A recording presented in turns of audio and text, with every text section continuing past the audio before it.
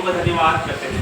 हर एक बातों के लिए प्रभु का धन्यवाद। अपनी अपनी बाइबल उठाएं और आज हम डिक्लेयर करेंगे कि प्रभु ये मेरी बाइबल है, मेरी बाइबल है। आज जो मैं सुनूं, जो मैं पढ़ूं, आज जो मैं सुनूं, जो वचन मुझे सुनाया जाए, जो मुझे समझाया जाए, जो मुझे पढ़ाया जाए, जो वचन मुझे सुनाया जाए, पढ़ाया जाए, समझाया जाए, वो मेरे जीवन में 1000 गुना फल लेके आए। मेरे जीवन में 1000 गुना फल। अंधकार की कोई शक्ति उसे चुराने न पाए। अंधकार की कोई शक्ति चुरा न पाए। यीशु मसीह के नाम। यीशु मसीह के नाम से आमीन। लूका 6 का 38, लूका 6 का 38 नया new testament 92 page number, 92 page number. लूका 6:37 पद संख्या 37 दोष मत लगाओ, नहीं 37 सॉरी 38। दिया करो तो तुम्हें भी दिया जाएगा। लोग पूरा नाप दबा दबा कर और हिला हिला कर और उभरता हुआ तुम्हारी गोद में डालेंगे, क्योंकि जिस नाप से तुम नापते हो उसी से तुम्हारे लिए भी नापा जाएगा। Hallelujah, hallelujah, hallelujah. हालेलुया। दिया करो तो तुम्हें भी दिया जाएगा, दिया करो तो तुम्हें भी दिया जाएगा। किस चीज की बात यहाँ पर परमेश्वर कर रहा है? क्या वचन में हमें बताया जाए? क्या देने की बात हो रही है? दिया करो तो तुम्हें भी दिया जाएगा। क्या बोला जा रहा है ये कि दिया करो तो तुम्हें भी दिया जाएगा? हर एक से सवाल है यार, ये वचन के द्वारा हर एक से परमेश्वर सवाल कर रहा है कि दिया करो तो तुम्हें भी दिया जाए। क्या देने की बात हो रही है? हर एक से सवाल है, हर एक व्यक्ति से सवाल है। हर एक व्यक्ति अपना जवाब तैयार रखे परमेश्वर के आगे। हो सकता है परमेश्वर आपसे अगुवाई करे कि आप इसका जवाब दें। आगे लोग पूरा नाप दबा दबा कर और हिला हिला कर और उभरा हुआ तुम्हारी गोद में डालेंगे। नाप समझते आप? नाप मेजरमेंट, जिससे मेजर करते हैं। नाप जो होता है ना, जैसे कि 1 किलो का डब्बा है, उसके अंदर आटा भरना है ना, कैसे मालूम चलेगा कि ये 1 किलो का डब्बा है, ये मेजर होता है।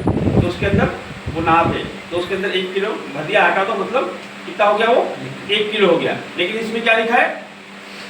इसमें लिखा है लोग पूरा नाप दबा दबा कर, 1 किलो बोला तो हमने भरा और दे दिया 1 किलो, लेकिन परमेश्वर के दबा दबा कर उसको हम ऐसे दबा के और हिला हिला कर उसको ठोक के पूरा दबाएं उसको। और क्या लिखा है उसके आगे? हिला हिला कर उभरा हुआ तुम्हारी गोद में डालेंगे। उभरा हुआ मतलब आपने कोन देखा है इसका? आइसक्रीम का कोन तो यहीं तक होता है, लेकिन आइसक्रीम ऊपर तक होती है। उभरा हुआ उसको बोलते हैं, है ना? उभरा हुआ। परमेश्वर क्या बोलते हैं कि उभरा हुआ तुमको तुम्हारी गोद में डालेंगे।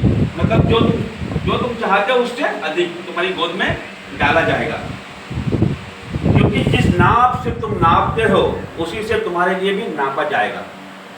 क्या मतलब इसका? इसका मतलब ये है कि जो हम दूसरों को देते हैं वही हमारे जीवन में लौट के आएगा, चाहे वो कुछ भी हो। चाहे वो परमेश्वर के राज्य में हम बोलते हैं, चाहे वो पैसा हो, चाहे समय हो, चाहे वचन हो, चाहे प्रार्थना हो, चाहे आशीर्वाद हो, चाहे दुआ हो, वही आपके जीवन में दोबारा से लौट के आएगी। दिया करो तो तुम्हें भी दिया जाएगा। इसलिए हमें गाली नहीं देना है, अपशब्द नहीं बोलना। यदि हम किसी को अपशब्द बोलेंगे तो वही हमारे जीवन में रिटर्न आएगा। जो हम देते हैं वही रिटर्न आता है। तो हमको क्या करना है कि हम हमेशा बोलते हैं ना, परमेश्वर के राज्य में बहु, परमेश्वर के लिए बहु, परमेश्वर के चर्च में हम पैसा दो, ऐसा बोलते हैं ना। क्यों बोलते हैं? जो हम देते हैं वही हम हमारे पास दोबारा से आ जाता है ना, और बहुतायत से आता है, उभरा हुआ आता है ना। तो यदि हम किसी को अपशब्द बोलेंगे या गाली देंगे तो वही हमारे जीवनों में आ जाएगी। तो आज से हम सब परमेश्वर के भवन में, आज से हम सब, यदि हमारे जीवन में कोई भी अपशब्द है, यदि हमारे जीवन में कोई नेगेटिव बातें हैं, तो वो आज से हम छोड़ते हैं परमेश्वर के सामने, क्योंकि हम नहीं चाहते कि हमारे जीवनों में भी वही चीज़ आए। आप चाहते हो कि आपके जीवन में कोई नेगेटिव चीज़ आए? नहीं आए ना, तो हमें भी वो चीज़ नहीं करनी है। और फिर इसी प्रकार जो हम दूसरों को देते हैं वही लौट के हमारे जीवनों में आता है। तो ये वचन के द्वारा मैं आपको समझाना चाहता हूँ। उत्पत्ति 12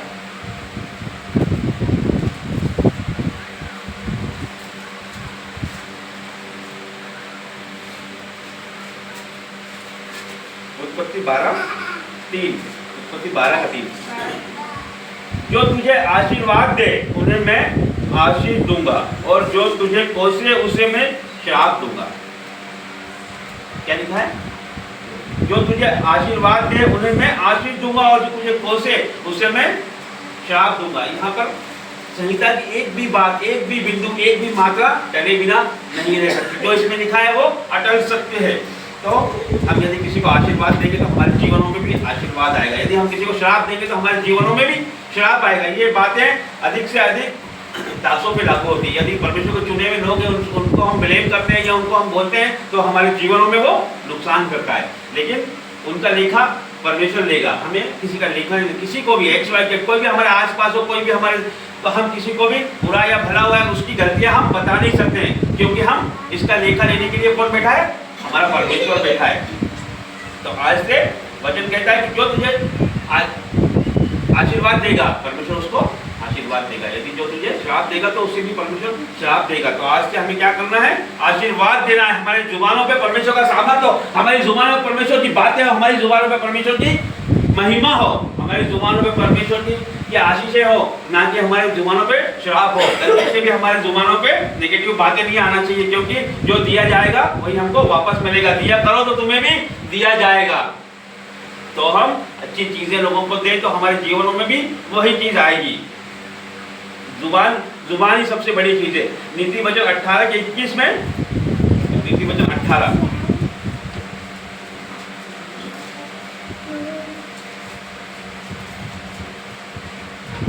जीव के वश में मृत्यु और जीवन दोनों होते हैं, और जो उसे काम में लाना जानता है वो उसका फल भोगेगा। हालेलुया,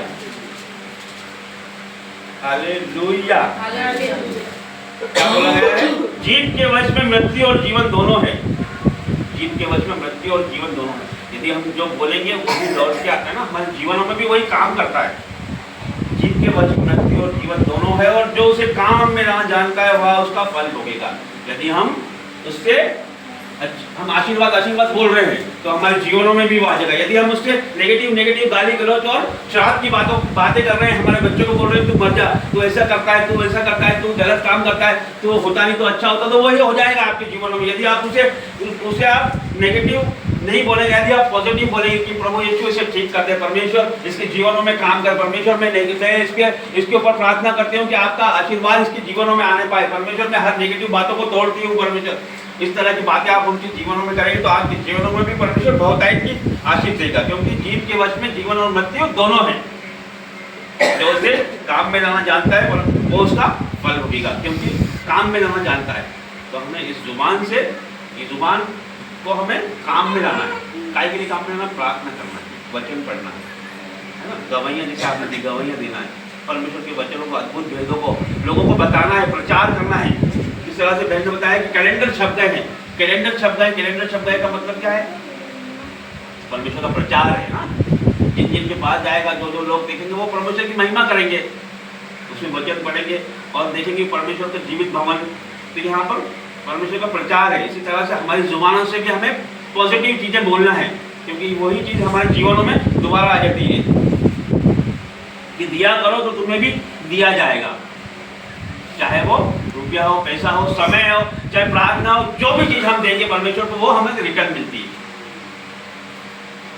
इसी तरह से याकूब, न्यू टेस्टामेंट, याकूब 3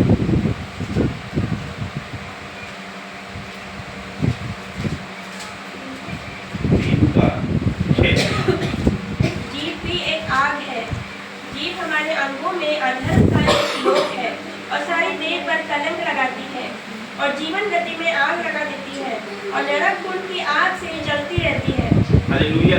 बहुत ध्यान से सुनने वाली बात है ये, बहुत ही ध्यान से। वचन जो कहता है वो सत्य है बिल्कुल। जीभ भी एक आग है। जीभ हमारे अंगों में अधर्म का एक लोक है और सारी देह पर कलंक लगाती है। देह मतलब शरीर पर, जुबान के द्वारा ही सब चीज है और जीवन गति में आग लगा देती है। आपके जीवन में आग लगा देती है और जुबान, और नरक कुंड की आग से जलती रहती है, क्योंकि हर प्रकार के वन पशु, बहुत ध्यान सुनने वाली बात, ध्यान सुनिए, क्योंकि हर प्रकार के वन पशु, पक्षी और रेंगने वाले जंतु और जलचर तो मनुष्य जाति के वश में हो सकते हैं। जितने भी जानवर परमेश्वर ने दिए हैं, जितने भी जानवर परमेश्वर ने दिए हैं, कौन कौन से? वन पशु, रेंगने वाले और जलचर मनुष्य के बस में है या नहीं। शेर को भी परमेश्वर हमारे बस में है, शेर पिंजरे में डाल रखा है ना, उसको भी चिड़ियाघर में देखा ना आपने, उसको भी हम पकड़ लेते हैं, पिंजरे काई से पकड़ लेते हैं, जाल से लोग उसको पकड़ लेते हैं, हर एक जहरीले सांप को भी हम पकड़ लेते हैं, उसको उस पर भी हम हमारा परमेश्वर ने अधिकार इसको दिया। मनुष्य को कौन पकड़ लेता है? उसको मनुष्य पकड़ लेता है उसको। और देखो आगे क्या लिखा है, तो मनुष्य जाति के वश में हो सकते हैं और हो भी गए हैं, है ना, पर जीव को मनुष्य में से कोई वश में नहीं कर सकता। जीव को मनुष्य में से कोई भी वश में नहीं कर सकता। ये कौन कर सकता है? ये कौन कर सकता है? परमेश्वर कर सकता है। आप चाहोगे कि आप आपकी जीव को बस में कर लो तो नहीं कर पाओगे। ये कौन कर सकता है? परमेश्वर कर सकता है।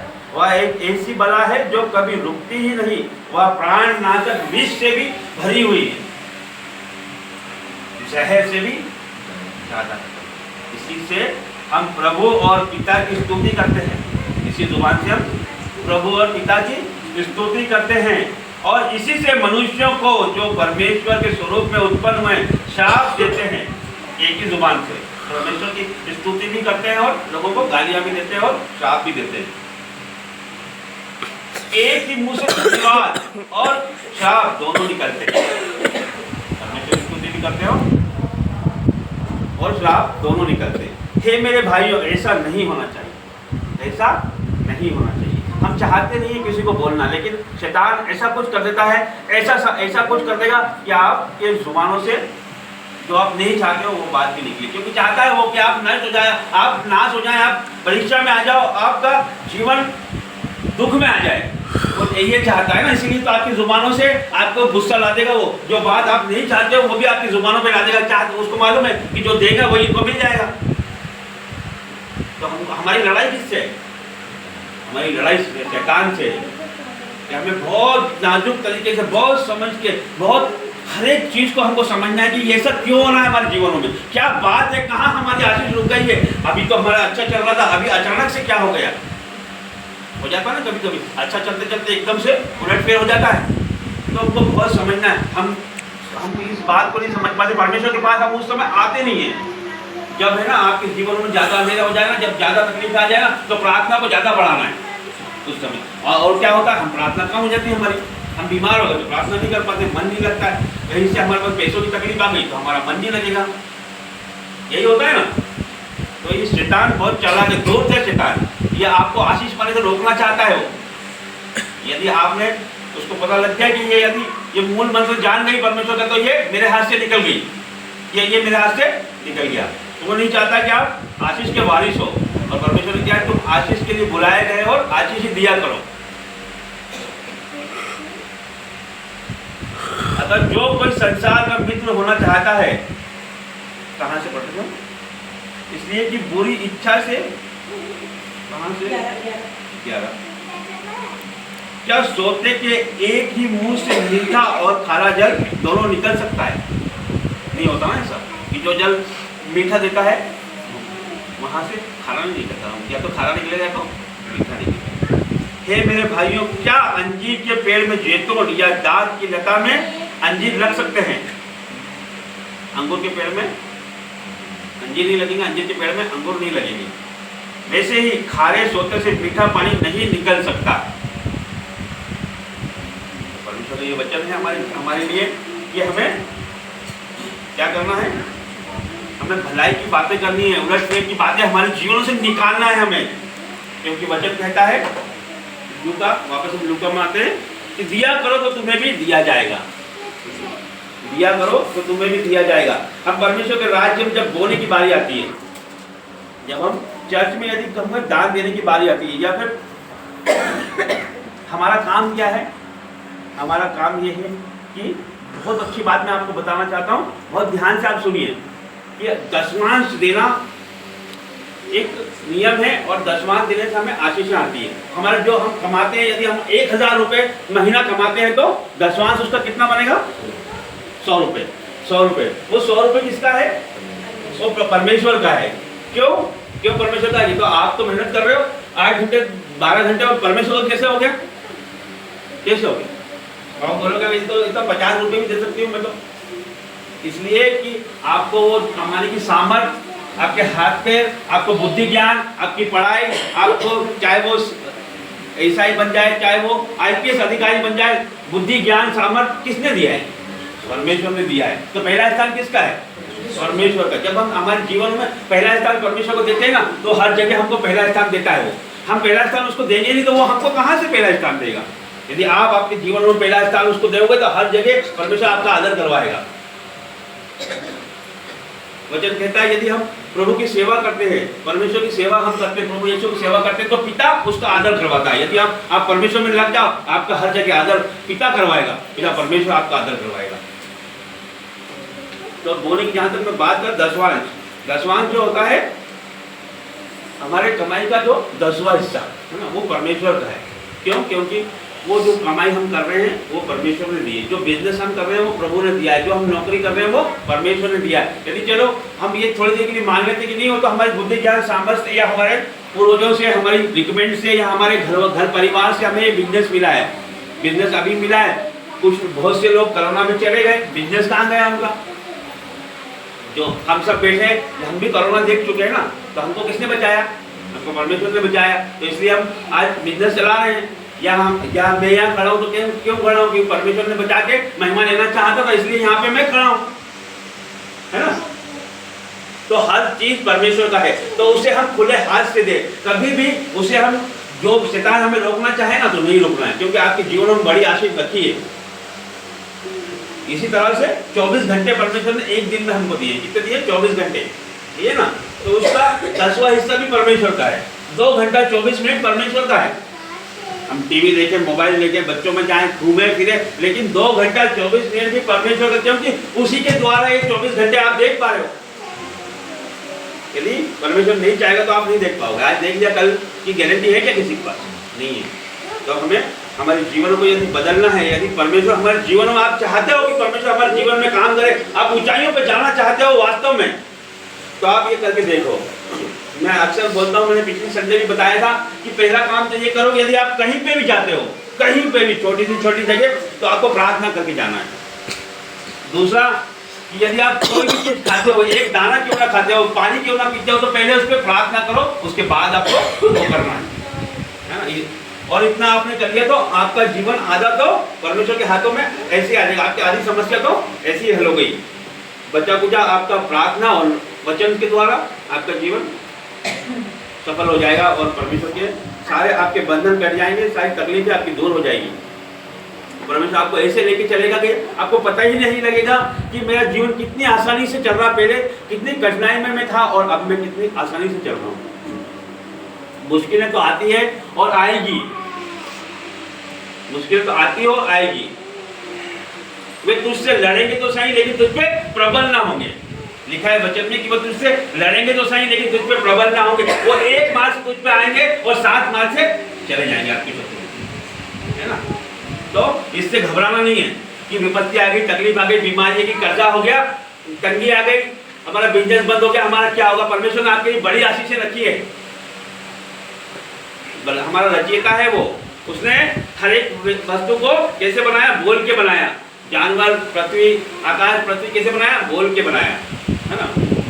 और मनुष्य को कैसे बनाया? अपने हाथों से। और क्या करा? हाथों से बना के क्या करा? अपने प्राण उसने फूके उसको। तो बड़ा कौन है? मनुष्य उसके लिए बड़ा है ना। तो वो मनुष्यों को बहुत प्यार करता है वो, और उसकी हर समय वो देखभाल करता है। बस हमें उसकी बातों को मानना है। मैं समझता हूँ कि आपके मन में क्या, अभी जैसे मैंने बोला था, दिया करो तो तुम्हें नहीं दिया जाएगा, क्या देने की बात हो रही है इधर?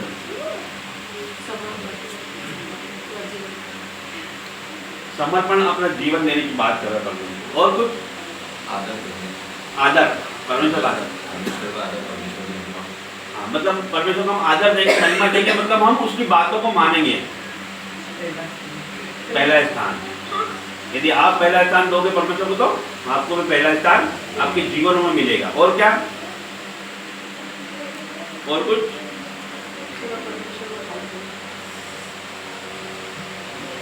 और क्या देने की बात कर रहा है परमेश्वर? दिया करो तो तुम्हें भी दिया जाएगा।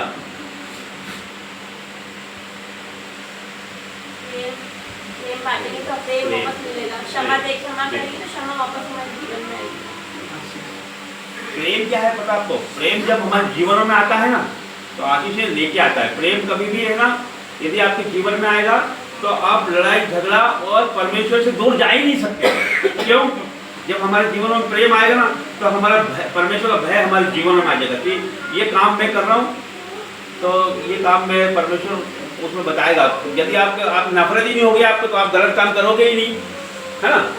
प्रेम है आपके तो आप परमेश्वर के प्रति भी आपके मन में प्रेम आ जाएगा, उसकी बातों का आपके मन में भय आ जाएगा। यदि ये मेरे से प्यार करता होगा मेरा बेटा, है ना, तो ये क्या जो चीज़ मैं नहीं चाहता हूँ वो करेगा। ये गाड़ी तेज चलाएगा क्या? नहीं चलाएगा ना, कि मेरे पापा को बुरा लग जाएगा। इसी तरह से हम में जब प्रेम आ जाता है ना, जब हम हमारे पिता की आज्ञाओं का उल्लंघन नहीं करते, हम सोचते हैं कि उसको बुरा लग जाएगा, तो हम पाप से बच जाते हैं। ये सब चीज़ें परमेश्वर देता है, ज्ञान बुद्धि समझ शांति परमेश्वर की ओर से। तो आज हम सब मिल के परमेश्वर से के आगे हम समर्पित हो जाए, समर्पण करें परमेश्वर के आगे कि परमेश्वर आज से हम हमारे जीवनों को आपके हाथों में देते हैं।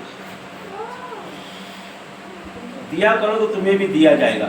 हमारे जीवनों में जो भी चीज़ हम परमेश्वर के आगे रखेंगे, जो चीज़ परमेश्वर को देंगे हम, चाहे हम समय का दान देते हैं, चाहे हम पैसों का दान देते हैं, चाहे हम अच्छी बातों का दान देते हैं, चाहे हम आशीर्वाद देते हैं, वो हमारे जीवनों में लौट के आएगा। तो ये वचन के द्वारा परमेश्वर आपको बहुतायत से आशीष देते हैं।